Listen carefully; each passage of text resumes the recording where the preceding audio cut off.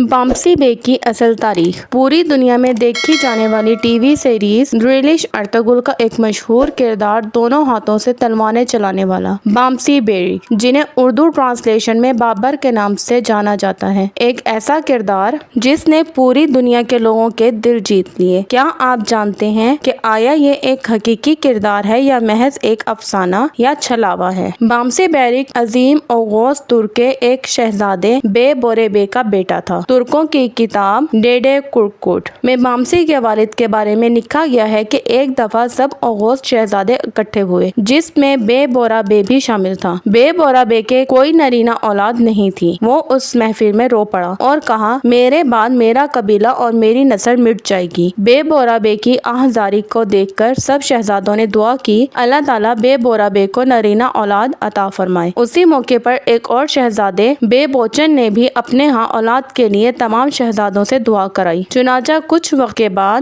بے بورا بے کو اللہ نے ایک بیٹا عطا کیا، جبکہ بے بوچن کے گھر ایک بیٹی پیدا ہوئی۔ کچھ سال بعد بے بورا بے نے اپنے کچھ تاجروں کو قسطنطنیہ بھیج دیا تاکہ وہ اس کے بیٹے کے لیے تحائف لا سکیں۔ سفر چونکہ بہت طویل تھا، اس لیے تاجروں کے قافلے کی واپسی کئی سالوں بعد ہوئی، لیکن قبیلے کے قریب ان پر ایل سلیبی قلعے سے حملہ ہوا۔ حملے کے دوران ایک نوجوان سامنے آ گیا جس نے اپنے دونوں ہاتھوں سے تلواریں چلا کر ان سب کی جان بچا لی۔ قافلے والوں سے رخصت لے کر وہ جوان اپنے قبیلے پہنچ کر اپنے بابا کی اوطاق میں جا بیٹھا۔ جب تاجر قبیلے پہنچ گئے تو اس جوان کو اپنے سردار کے ہمراہ دیکھا۔ تاجروں نے فوراً اس جوان کے ہاتھ چومنا شروع کر دیے۔ اس پر بے بورا بے غصے سے لبریز ہو گیا اور کہا، یہ کون سی روایت ہے کہ باپ بیٹھا ہو اور بیٹے کے ہاتھ چومے جائیں؟ اس پر تاجروں نے اپنے سردار کو قافلے پر حملے کی ساری صورتحال سے واقف کیا۔ اپنے بیٹے کی شجاعت کے بارے میں سن کر بے بورا بے بہت خوش ہوا۔ بے بورا بے نے اب تک اپنے بیٹے کا کوئی نام نہیں رکھا تھا۔ قافلے میں کافروں کے سر اڑانے کی وجہ سے تاجروں نے اسے بامسی بیرک کہا اور یہی اس کا نام پڑ گیا۔ کچھ عرصے بعد بامسی بیرک کی شادی بے بوچن کی بیٹی بانو چچک سے ہوئی، لیکن بدقسمتی سے شادی کی رات ہی ان کی اوطاق پر حملہ ہوا اور بامسی بیرک کو قید کر لیا گیا۔ بامسی بیرک 16 سال تک سلیبیوں کی قید میں رہا۔ ایک روایت کے مطابق ہیلینا نامی شہزادی نے ان کو جیل سے فرار ہونے میں مدد کی، جبکہ ایک روایت یہ بھی ہے کہ ہیلینا نامی شہزادی بامسی بیرک سے محبت کرنے لگی تھی، اس لیے وہ بامسی بیرک کو وہاں سے لے کر بھاگ گئی اور بعد میں اس نے بامسی بیرک سے شادی بھی کی۔ یہاں پر یہ بات قابل غور ہے کہ بامسی بیرک کا ارطغرل غازی اور ان کے فرزند عثمان غازی سے کوئی تعلق تھا یا نہیں۔ بامسی بیرک ارطغرل غازی سے تقریباً 1 صدی پہلے گزرا ہے۔ اس کی زندگی میں ارطغرل غازی کا کوئی ذکر نہیں ہے۔ اب سوال یہ اٹھتا ہے کہ اگر بامسی بیرک کا ارطغرل غازی سے کوئی تعلق نہیں ہے تو انہیں اس سیریز میں کیوں دکھایا گیا؟ اس کا سادہ جواب یہ ہے کہ بزداگ نے بامسی بیرک کا کردار اس لیے اس سیریز میں ایڈ کیا ہے تاکہ مشہور ترک بہادر جنگجو بامسی بیرک کو خراج تحسین پیش کیا جا سکے۔ بامسی بیرک نے جنوبی طفطاس سے لے کر اناطولیہ تک لڑائیاں لڑی، لیکن تاریخ میں ان کے شہادت کے بارے میں کوئی ذکر نہیں ملتا کہ کب اور کس معرکے میں ہوئی۔ اس بارے میں ترک تاریخ خاموش ہے۔ بامسی بیرک کا مقبرہ اناطولیہ میں ہے۔ ڈریلش ارطغرل سیریز دیکھنے کے بعد ترک عوام اور سیاح ان کے مزار پر جانا شروع ہو گئے، اس لیے اب ترک حکومت نے بامسی بیرک کے مقبرے پر ایک گنبد بھی تعمیر کروا دیا ہے۔